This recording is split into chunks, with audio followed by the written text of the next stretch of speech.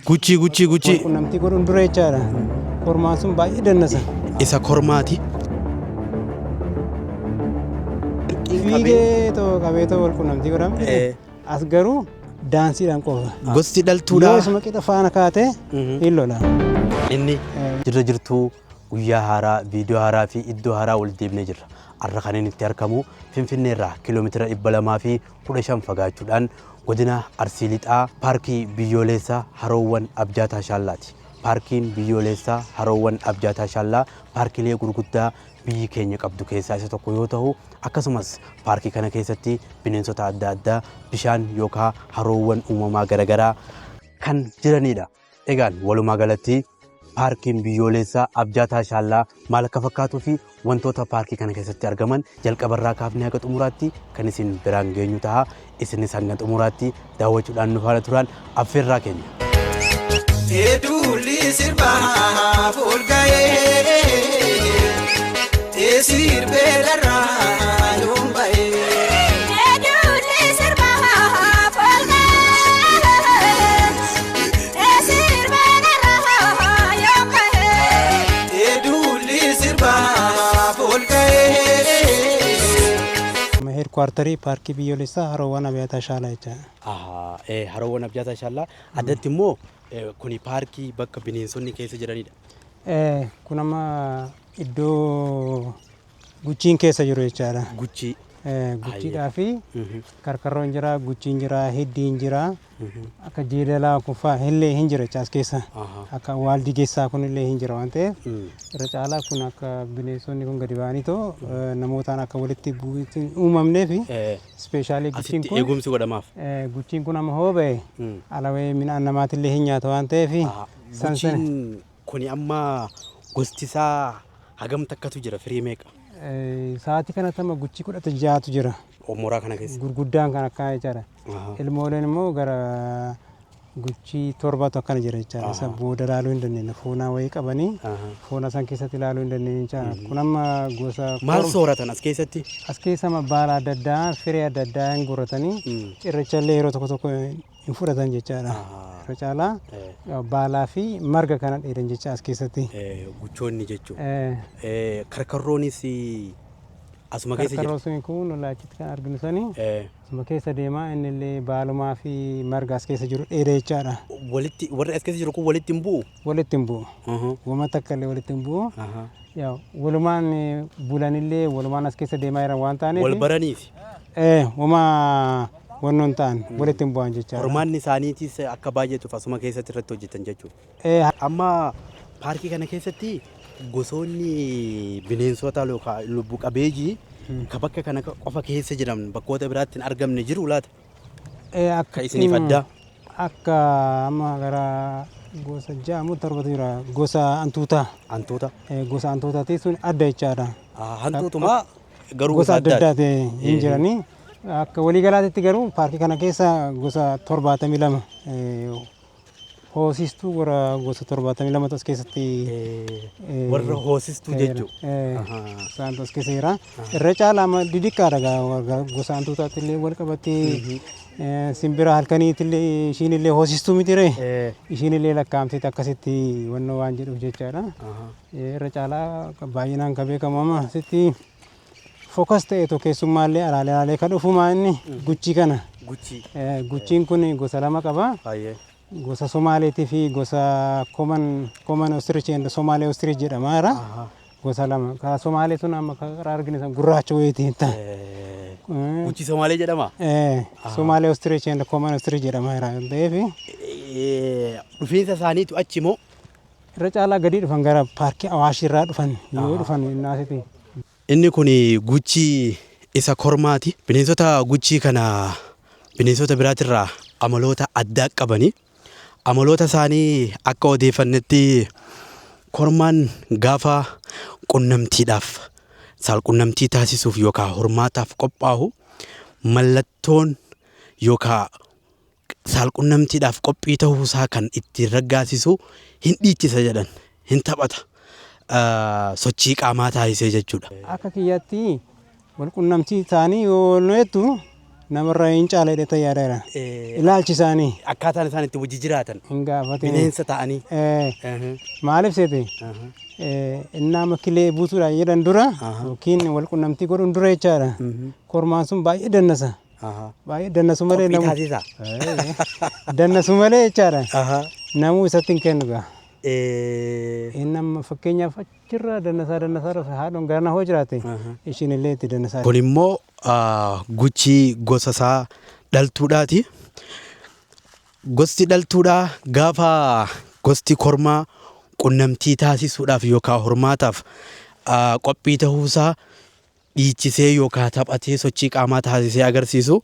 Kan dhaltuudhaatis akka isaatti illee ta'uu baatu sochii qaamaa xinnoo sii godhuudhaan fadhii inni qabu yookaan qunnamtii inni qabuuf intarastii qabaachuu yookaan fadhii qabaachuusi kan raggaasiftudha. Ishiin illee intarastii yoo qabaatte akka dannasu jettee itti siqti. Qophii taanaan. Isaan ala garuu fakkeenyaaf akka lukkuu kana areetoo humnaan qabee irra taa'uun sun hin jiru. Intarastii bichaadha bakka. Yoo teette yoo Gudeeddiin hin jiru jechuudha. hin jiru. Gudeeddiin hin jiru. Jaalalaan.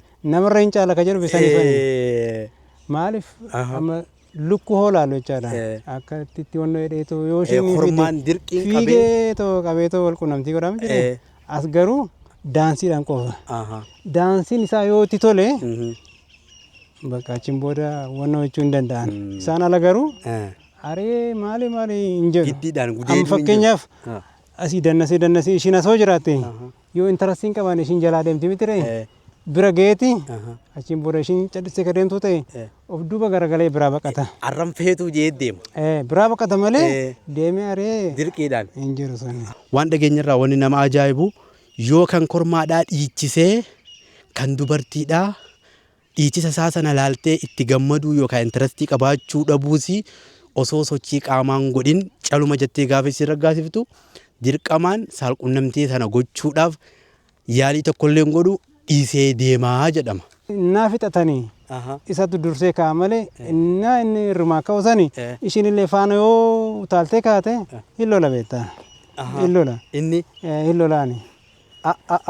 Inni irraa ka'ee achi erga siqeen booda ishiin kaati. Yoo isuma qixa faana kaate hin lola. Inni amma kuni dhiirummaa isaa kabachiisuu fakkaata. Na fakkaata. Kan jechuuf illee. Korma ta'uu isaati jechuudha. Maaliif daftee isa faanaan kaatu jechuudha. Hagam takkatti deetti. Inni amma yaa aga killee 13tti ka tilmaamamu. Yeroo tokkotti. Maaliif kormaan tokko duraan dursee iddoo kam mijeessu isa. Akkuma lukkuutitti lukkuu kormaa amma iddoo mijeessee haadhoon sun deemtee irratti killee buusti miti. Kanallee isatu mijeessa jechaadha. Inni iddoo tokko hin mijeessa. Ishiin dura killee tokko achirra buuse suni qabeenyi sun kan isaanii lamaa qofa. Ka biraa inni dhufaa irratti buusee biraa deema malee achirra hin taa'u jechaadha. Maannaa deemee gara xumuraatti jechaadha. Isaan lamaantu kan dura iddoo san mijeessee fi kan dura takka killee irra buuse santu abbootii killee saniitti ta'a. Killeen 10 illee 20 illee haa ta'u kan isaanii qofa. Killee kabuusan amma guyyaa 2 keessatti guyyaa tokko buusanii guyyaa tokko dabarsaa guyyaa tokko lammaffaatti buusan. Guchii kana umriin isaa akkam haalli akkaataan jireenya isaa waggaa meeqa jiraatu? Amma kana jechuudhaaf inni ulfaata maaliif? Amma warreen as keessa jiran hagam takka as jiran? Egaa amma waggaa 10 illee waggaa 8 illee jechaadha. Balaa adda addaatiin illee du'uu danda'a waan ta'aniif achi olillee jiraachuu danda'an. Haga waggaa 20 illee yeroo kana haga waggaa 17 akka ture hin jiraa namoonni jedhanii jiran. Gaa bineensi guchiidha kormaa fi dhaltuunsaa akkaataan hormaata isaanii akkaataan isaan itti ilmaan isaanii yookaan killee kunuunsanii fi itti tiksan jiruuf jireenya ilma namaatiif illee waan fakkeenya guddaa ta'uu danda'uudha. Kan itti argamnu godina Arsii Lixaatti kan argamu paartii biyyoolessaa Abjaataa Shaallaati.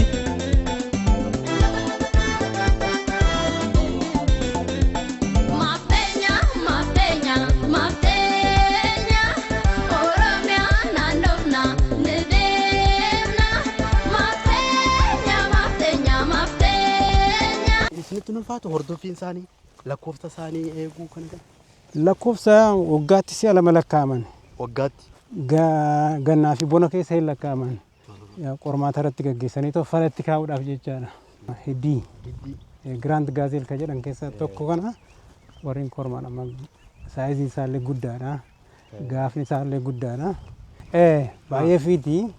Namni illee yoo ka ari'ullee waraabessi waan adda addaa yoo ishee ari'u baay'ee jalaa fiddi gaa guyyaa yoo ta'e hin qabamti malee isaan alaa akka laayyootti yoo hin jettu.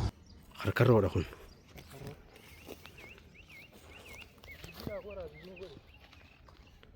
Laala harkarroo. Ijaan qabuusa? Karatti fiiguun beeku warra. Ol fiiga gab fiiga.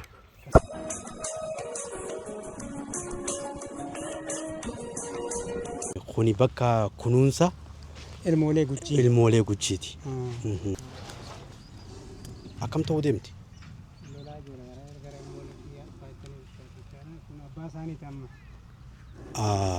Amma kuni abbaa isaaniiti. Haati amma biraan jirtu jechaadha. Haatiin jirtu. Ilmooleen tokko lama jaha torba. Gidduu saniin jechaadha.